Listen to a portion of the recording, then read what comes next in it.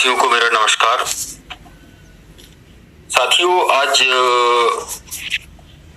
मध्य प्रदेश में पंचायत चुनाव का ऐलान हो गया है, घोषणा हो गई है। ये त्रिस्तरीय चुनाव है, मतलब 3 चरणों में चुनाव होंगे। 3 चरणों में चुनाव संपन्न होने, जिसमें पहला चरण 6 जनवरी, दूसरा चरण 28 जनवरी, तीसरा चरण 16 फरवरी, 3 चरण में कंप्लीट हो जाए। और आज से आचार संहिता प्रभावी रहेगी और 16 तारीख तक आचार संहिता रहेगी। तो इस संबंध में बहुत सारे साथियों का मेरे पास कॉल आ रहा था। अब सभी का कॉल उठाना और एक एक व्यक्ति को समझाना संभव नहीं था। इस वजह से आज मैं लाइव आया हूं और इस पर कुछ महत्वपूर्ण जानकारी आप लोगों को देनी है। मैं समझ रहा हूं कि आप सभी के मन में एक प्रश्न उठ रहा है कि अब क्या होगा, अब हमारी भर्ती पर इस आचार संहिता का क्या प्रभाव पड़ेगा, या ट्राइबल की जो भर्ती बाकी है वर्ग 2 वालों की, उस पर क्या प्रभाव पड़ेगा। ओवरऑल कहा जाए तो हम सब पर क्या प्रभाव पड़ेगा। तो इसके लिए मैं आपको कुछ कॉन्सेप्ट समझाना चाहता हूं, कुछ बातें हैं जो आप लोगों से डिस्कस करनी है। हमारे देश में 3 स्तर की सरकार बनती है।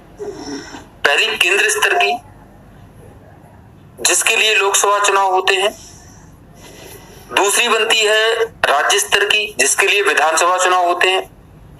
तीसरी बनती है ग्रामीण स्तर की, जिसके लिए पंचायत चुनाव होते हैं।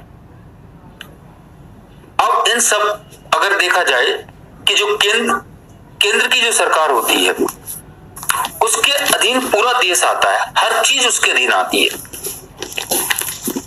ठीक है, जैसे केंद्र का जब भी चुनाव होगा, जितने भी राज्यों में हो रहा है, कई बार क्या होता है कुछ राज्यों में नहीं हो रहा है, ठीक है, या उपचुनाव वगैरह हुआ, जैसे फुल चुनाव जो होता है, जैसे पूरे प्रदेश में होता है, जो सभी राज्यों में होता है, उसकी आचार संहिता सभी राज्यों में अप्लाई होती है। सारे कोड ऑफ कंडक्ट लागू होते हैं, ठीक है, सारी चीजें जितने भी नियम है आचार संहिता के सभी राज्यों में लागू होते हैं, हर जगह लागू होते हैं, क्योंकि केंद्र सबसे टॉप पर है। दूसरा आता है राज्य।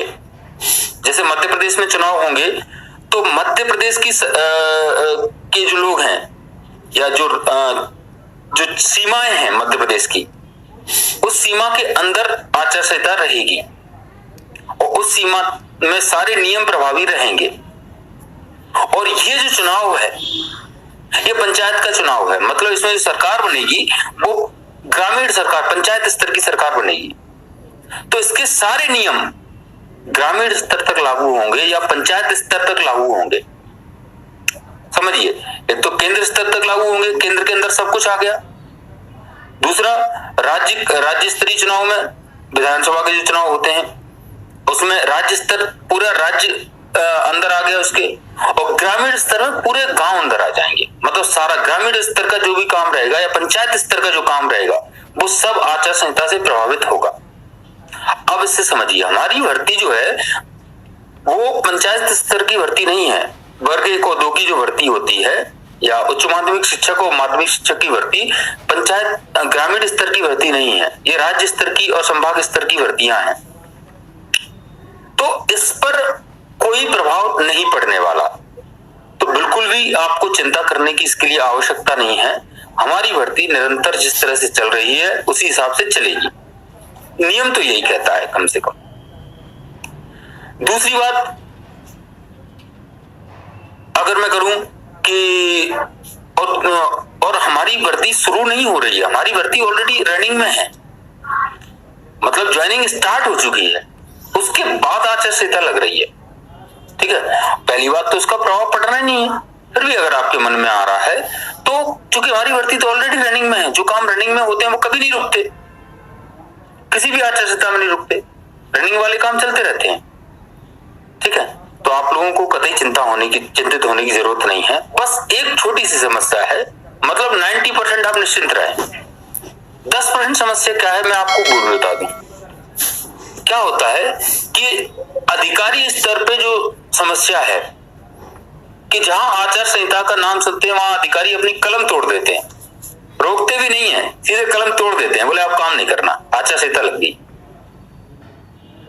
और अधिकारी कितने ज्ञानवान हैं, ये हम बेटिंग वाले ये भुगत रहे हैं इस चीज को, उनके ज्ञान की सजा हम लोग भुगत रहे हैं, ठीक है ना।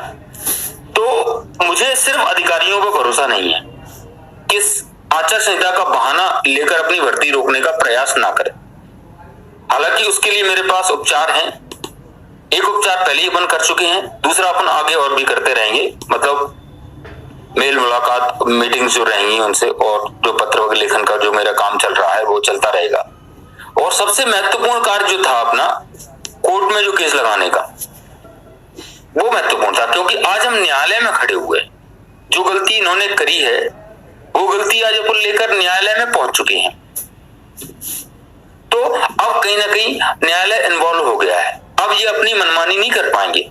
बस मुझे यही है कि अधिकारियों की मनमानी से डर लगता है, बाकी नियम के अकॉर्डिंग तो हमारी भर्ती पे इस आचार संहिता का कोई फर्क पड़ना ही नहीं है, ठीक है ना। बस अधिकारियों की मनमानी ना चले, तो मनमानी के लिए तो एक काम अपन कर ही चुके हैं, न्यायालय में अपन लगा चुके हैं, जिसका बढ़िया उनसे जवाब भी मांगा गया है, और जवाब भी अच्छा खासा जवाब मांगा गया है। पहली सुनवाई में आप देखिए उसमें काफी पहली सुनवाई के हिसाब से काफी बड़ा आदेश निकाला है उन्होंने, कोर्ट ऑर्डर जो आया है वो काफी बड़ा ऑर्डर आया है, ठीक है। नहीं तो छोटी पहली सुनवाई में छोटी 4 लाइन का ऑर्डर आता है, ठीक है। इसमें अच्छा खासा डिटेल्ड ऑर्डर आया है, अच्छे से जवाब मांगा है, कहीं ना कहीं विभाग को फंसा दिया है, ठीक है। अब विभाग को संज्ञान लेना ही पड़ेगा, आगे इसको बढ़ाना ही पड़ेगा, अगर नहीं बढ़ाते तो इसमें बड़ी मुसीबत में फंसने वाले हैं ये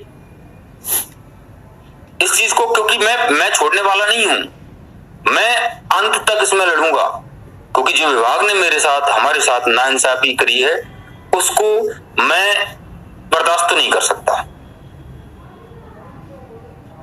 हमें 6 अक्टूबर से ही ज्वाइन होना था, विभाग की गलती के कारण वो सारी गलतियां अपन डिस्कस कर चुके हैं, एक आध बार कुछ नए साथी जुड़े हैं, उनके लिए मैं दोबारा से एक वीडियो बना दूंगा, वो वार्तालाप को एक बार दोहरा देंगे। कहने का मतलब ये है कि हम ऑलरेडी उनकी सजा भुगत रहे हैं, ठीक है।